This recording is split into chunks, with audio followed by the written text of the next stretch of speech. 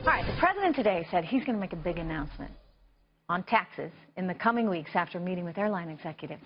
As the president reaches out to the business community, he is, after all, the ultimate businessman, you have liberals going after any company that has ties to him. And they're not just going after retailers, the retailers that, say, carry Ivanka Trump's fashion line. I'm thinking of Nordstrom's.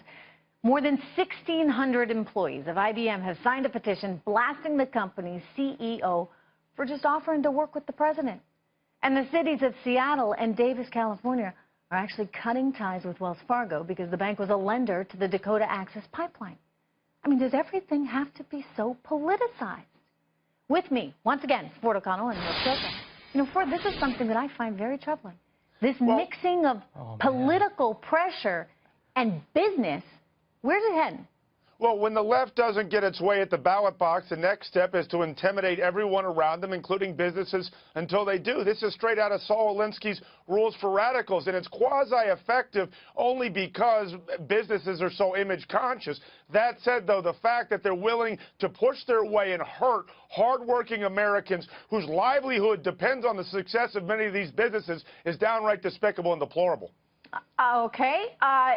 I kind of agree with you. I don't like the idea, Neil. I don't like the idea that somehow you're being intimidated as a business owner. For goodness sakes, just working with the President of the United States. Shouldn't we want IBM to be working with the President of the United States? So the free market works for you when it's enacting your political agenda, but when people are voting with their wallet and don't want to buy products from companies that are aiding and abetting Trump's racist agenda, you have a problem with it? Whoa.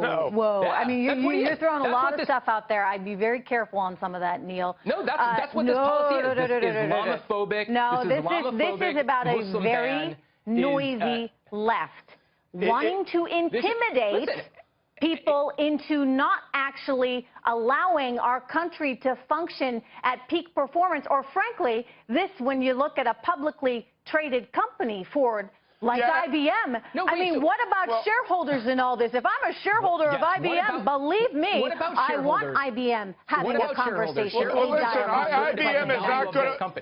Hang on, Neil. I want Ford to answer this one. IBM is not going to run away from the president because they're so dependent on H-1B visas, okay? With respect to what happened in Davis, California, and Seattle, let's be honest, that's the progressive left, and those are cities that essentially wouldn't vote for Jesus Christ if he was a Republican, okay? So we have to understand what's going on here. And I disagree with Neil when he talks about this consumer activism. They're not voting with their wallet. What they're doing is they're making protests and trying to dog whistle and triangulate to scare people in the middle of the country. Why did Ivanka's products tank at Nordstrom's? Because people don't want to be associated with the Trump brand. That's what's happening. He's the most reviled president to hold the office at this point. How is he the most reviled president 3 weeks in? You guys just get away with name-calling all day long, and there's absolutely no facts. And I'm going to tell you something else. When you continue to rely on sexism and racism to the detriment of the American people, everyone's going to shut down, and you guys are going to lose. Donald Trump is going to continue to be Donald Trump, and people don't like him. And guess what? They'll have an opportunity in 4 years to vote him up or down. They like him enough to have elected him president. They like him enough to put him in charge of their future and their children's future right now. So, you know, do we have the map again? I love to show this map to everyone because, you know, people like Neil will try and tell you right now our country is so insanely divided. And I like to make the point that, no, you know what it is? You got a very vocal, loud, noisy group there represented in all those blue areas. And there's a lot of them. To his point, he's got many, many numbers of people in these metropolitan areas on the left coast, on the east coast. And Hollywood types make themselves heard. They're millions very, more Americans very oppose loud. Donald Trump. But the reality is you look at the rest of the country and you see where everybody else is. The majority of the country where everybody don't like Donald else Trump. indeed is. I got to leave it there.